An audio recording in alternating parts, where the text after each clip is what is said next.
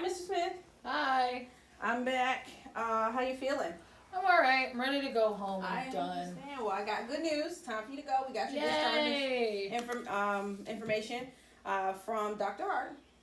So I'm just gonna go over some quick information with you really fast so that we can get you going. Okay. All right. So I'm sure you already know exactly what a heart attack is, as you've had nurses like myself and your doctor come in. Just as a quick reminder, it was a blockage of a blood vessel that gives blood to your heart. Yours was partially occluded, but pretty much your heart now isn't going to work as effectively as it was. So we need to kind of go over what living looks like going forward. Okay. First things first, I want you to remember your recovery in itself is going to take some time. So give it about 4 to 6 weeks. Don't try to overdo it. Give yourself some time to recover and heal. Okay. That wound that's on your leg, it's already looking good. It's pretty small, but you want to make sure that we keep that clean and dry. We talked about your medications a little bit earlier today when I came in, but I do have some paperwork for you that I'm going to send you home with. It definitely goes over all 5 of those new medications, some of the side effects, so you want to just make sure that you take some time to read over I remember we talked about them. Exactly. The biggest thing are going to be your lifestyle changes, okay? No more cheeseburgers. Right. Yeah, well, or veggie burgers instead, Okay. Just make some changes. So biggest things, you want to make sure that you're taking your medication. Those are going to really keep you where you need to be. Okay. Do you smoke? No. Okay. For people that do smoke, smoking is a big thing. You want to stop. You do also want to make sure that you limit your alcohol intake. Heart healthy diet. So those cheeseburgers gotta go. We're gonna be replacing them with your fruits, your veggies, whole grains, low fat dairy products, your fish, poultry, those healthier options. Yeah, that's what my doctor said because I have coronary artery disease. Exactly. I'll be better on it now. Yeah, we kind of have to be. I know. We don't want you here again. Right. Blood pressure. You want to make sure that we get that blood pressure down. I know hypertension is something you've been dealing with. Yeah. You want to try to keep that consistent. And the good thing is there's tools that you can use to really monitor that for you. So you can get the automatic blood pressure cuffs. Like the one you used here. Yeah, like that one. They have them where you can, at home, even a pulse ox will show you how much oxygen is going through your body, tell you what your pulse is. Those are important. Okay. Exercise. I can get up and walk. Yeah, I can do that. Even if it's a walk around the block a couple times a week. We have travel plans, so it'll be a good way for me to start going now. There you go. Healthy weight, you may need to lose a little bit of weight, or I'm sure we're going to talk a little bit, your doctor will kind of talk to you about that. Okay. Reduce your stress and make sure that you get your family involved, because you definitely want to make sure that you have a support system. Okay.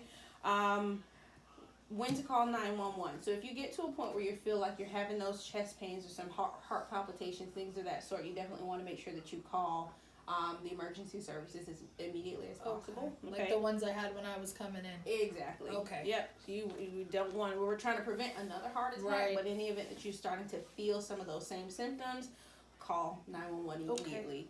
And then always make sure that you are attending your follow-ups. So if you do have a follow-up with your cardiologist or even your general practitioner, you want to make sure that you go to those appointments. It's very, very important. Now in the hallway, your wife stopped me while I was getting your stuff together, and she did tell me that you all have a couple concerns. Yes. So you mentioned traveling. Yes, we're going to Nigeria. Is that okay still? So yes, it's okay. She said in about 3 weeks or so. So, excuse me, you just want to make sure that you take your medications with you, take a list of your meds and your medical records. Kind of take some time and do a little bit of research. Know where your closest hospital is. So if something does happen and you need to get there, that you can. I would call the insurance company prior to going to make sure that you have coverage where you're going, since you're going to be abroad.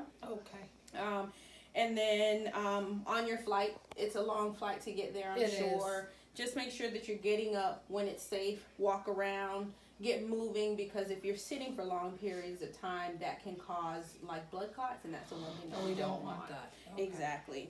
And then make sure that Dr. Hart knows that you're going to be traveling. She can probably give you a lot more information, better advice, even if maybe you need to take oxygen with you on the plane, things of that sort. Flonase. You're My taking allergies. that. Yes. So we want to make sure that you can continue taking your Flonase. I can? You can. Some nasal medications aren't good for people with high blood pressure, but Flonase is one that's okay. So well, that's good. Taking that when you get home. And then the last thing she said that you're kind of worried about taking care of yourself. Yeah, I'm getting older and it's getting harder. So is there any way that, I can do everything in my house, or should I move into like one of those old folks homes? I really don't want to do that right now. Yeah, I can understand. Well, you do have some options.